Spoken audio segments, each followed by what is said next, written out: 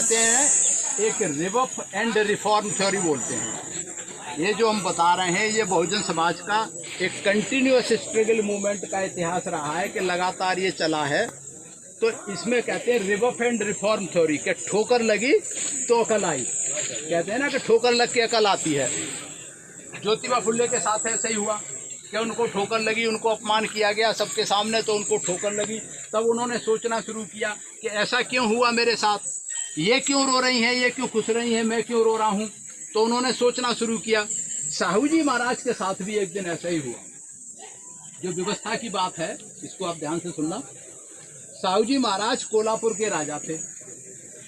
उन्होंने हॉस्टल बनवाए, स्कूल बनवाए, शूद्रों के लिए, महिलाओं के लिए हॉस्टल बनवाए। उन्होंने ओबीसी और शेड्यूल कास्ट के लोगों से चाय की दुकानें और होटल भी बनवाए, और वो खुद भी उन पर चाय पीने जाते थे। चाय पीने जाते थे, होटल पे खाना खाने जाते थे। इसलिए जाते थे कि एक राजा जा रहा है तो बाकी लोग भी वहाँ चाय पीने जाए, खाना खाने जाए। उनको कमी नहीं थी। तो इस व्यवस्था के वो विरोधी थे, समतामूलक समाज की व्यवस्था को वो कायम करना चाहते थे। उनके साथ एक दिन क्या हुआ कि उनका एक रसोइया था ब्राह्मण, जिसको महाराज बोलते हैं। महाराज बोलते हैं, जो रोटियां बनाता है उसको महाराज बोलते हैं। महाराज ही बोलते हैं। तो वो रसोइया था इनका ब्राह्मण। एक दिन साहू जी महाराज को प्यास लगी, उसने उसे आवाज़ दी, वो रसोइया था नहीं वहाँ। उन्होंने सोचा मैं खुद ही जा करके पानी पी लेता हूँ। वो अपनी किचन में गए और उन्होंने गिलास लेकर के पानी पी लिया। पानी पी रहे थे तभी वो रसोइया आ जाता है पीछे से और बहुत धक्के मुक्की करता है कि बोले तू शूद्र होकर के तू किचन में कैसे घुस गया। उसे धक्का मारते हुए साहू जी महाराज को बाहर निकाल दिया। तो साहू जी महाराज तो हक्के बक्के रह गए। उन्होंने कहा तो भाई मैं यहाँ का राजा हूँ, ये मेरा महल है, ये मेरी किचन है और तू मेरा नौकर है। उसने कहा देखो जी, आप राजा होते हो, जब सिंहासन पर होते हो तो राजा होते हो, आप घर में शूद्र हो और इस किचन का इंचार्ज मैं हूँ, तो आप किचन में मेरी मर्जी के बिना किचन में नहीं जा सकते। उस किचन को उसने साहू जी महाराज के आगे ही गंगा जल से धो करके पवित्र किया। आप सोचिए, जो राजा के महल में, राजा की किचन में उनका 4th क्लास का कर्मचारी इतना अपमान किया। क्यों किया अपमान, ये सोचा?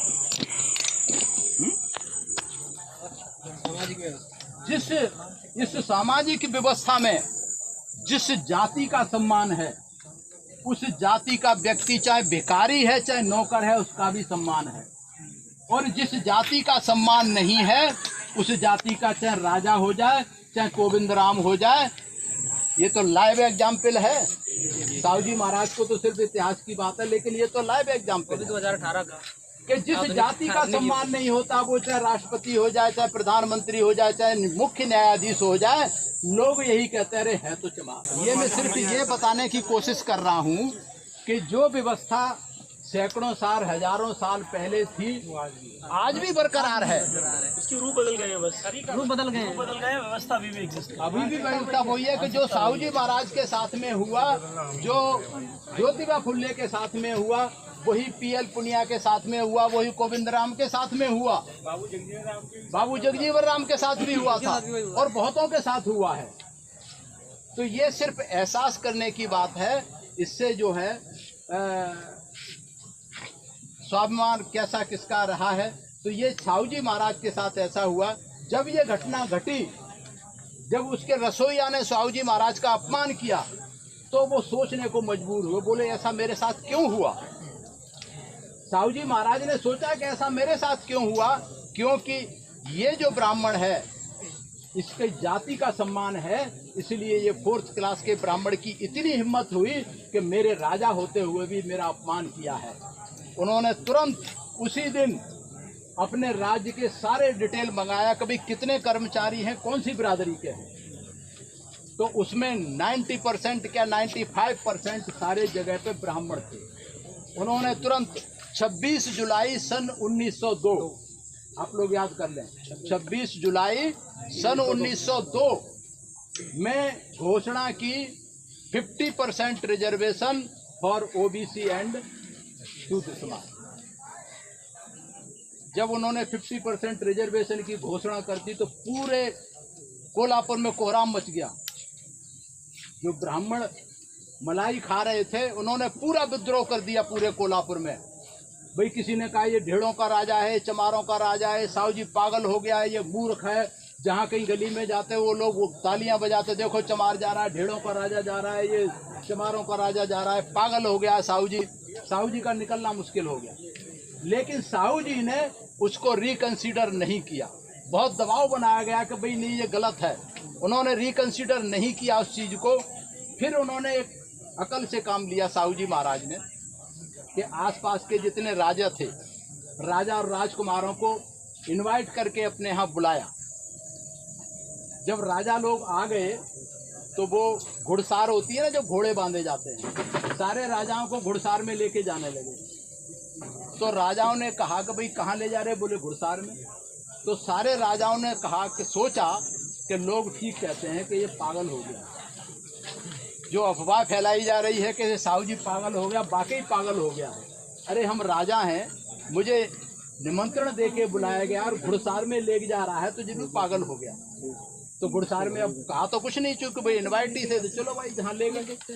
तो घुड़सार में सारे घोड़े, करीब 100 घोड़े मान लो, वो सारे छोड़ दिए। बीच में 2 बोरे चने डाल दिए और घोड़े चने खाने लगे।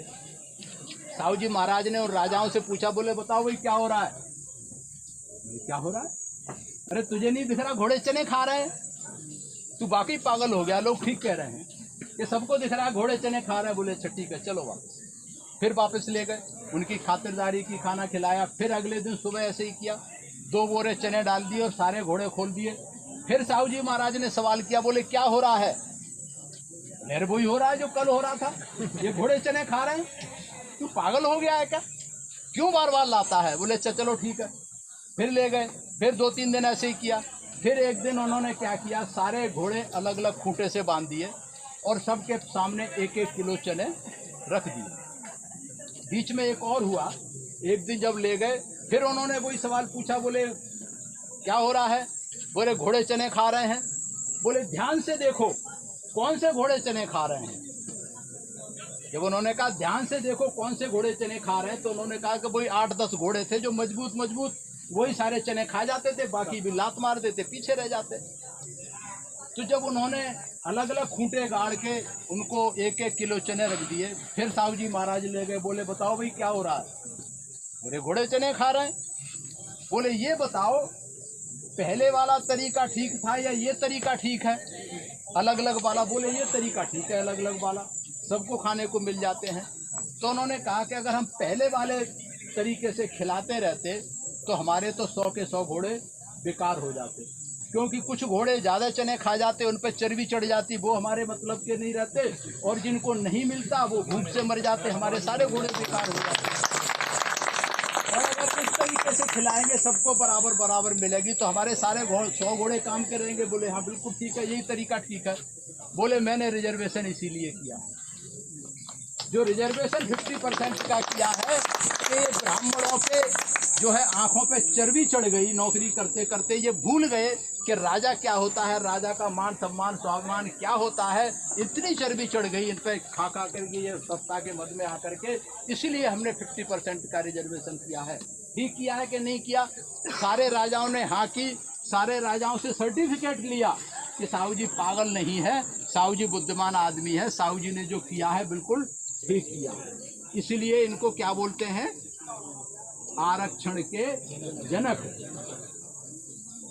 इनको आरक्षण के जनक बोलते हैं। आरक्षण की व्यवस्था सबसे पहले 26 जुलाई सन 1902 में साहू जी महाराज ने की। क्यों की थी? क्योंकि इनको ठोकर लगी, एक चपरासी ने, ब्राह्मण चपरासी ने इनका अपमान किया, इनका मान सम्मान और स्वाभिमान को ठोकर लगी, तब इनको अकल आई। लेकिन आजकल के इनको कितनी ठोकरें लगेंगी, कब अकल आएगी? रिजर्वेशन इससे पहले भी था। अंग्रेजों के राज में ब्राह्मणों का रिजर्वेशन था। पहले ICS होता था, Indian civil service, Subhash Chandra Bose, ठीक है ना। तो चूंकि अंग्रेज तो पढ़े लिखे होते थे, यहाँ के लोग तो धर्म के पढ़ाई लिखाई करते थे, तो उनके सामने सब ICS में फेल हो जाते थे। पास ही नहीं होते थे इंडिया के लोग। तो इन्होंने जाकर के उनसे गुहार लगाई थी कि साहब हमें भी रिजर्वेशन दे दो, कुछ छूट दे दो, तो हम भी कहीं एक आध अधिकारी आ जाए। तो अंग्रेजों ने दया करके इनके ऊपर बोले अच्छा तुम कमज़ोर हो, अंग्रेजी नहीं आती, तुम्हें पढ़ना लिखना ज़्यादा नहीं आता, तो इनको रिजर्वेशन दिया था 1800 एग्जैक्ट मुझे याद नहीं है। इनके लिए भी रिजर्वेशन था, लेकिन तब इन्हें कोई आपत्ति नहीं थी, तब इन्हें कोई आपत्ति नहीं थी।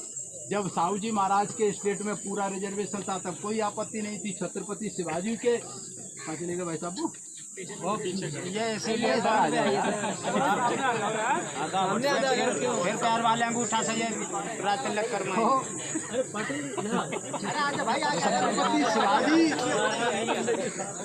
छत्रपति शिवाजी के टाइम पे भी लोकतंत्र था। सुनो भाई साहब, लेकिन 2 मिनट सुन लो। उस लोकतंत्र में 90% व्यवस्था चलाने वाले ब्राह्मण लोग थे। लोकतंत्र की परिभाषा समझे कि उस लोकतंत्र में कहने को लोकतंत्र था, लेकिन सारी व्यवस्था ब्राह्मण चलाते थे। साहू जी महाराज के साथ में भी ऐसा ही था और आज भी ऐसा ही है। सर आज भी तो लोकतंत्र है, आज भी लोकतंत्र है, लेकिन आप गिनती कर लें इस देश में कितने मुख्य न्यायाधीश, कितने मुख्यमंत्री, कितने राष्ट्रपति, कितने बड़े अधिकारी, सेक्रेटरी हमारे हैं। लोकतंत्र आज भी है, 70 साल से लोकतंत्र है, लेकिन प्रैक्टिकली कहाँ लोकतंत्र है ये आप देखिए।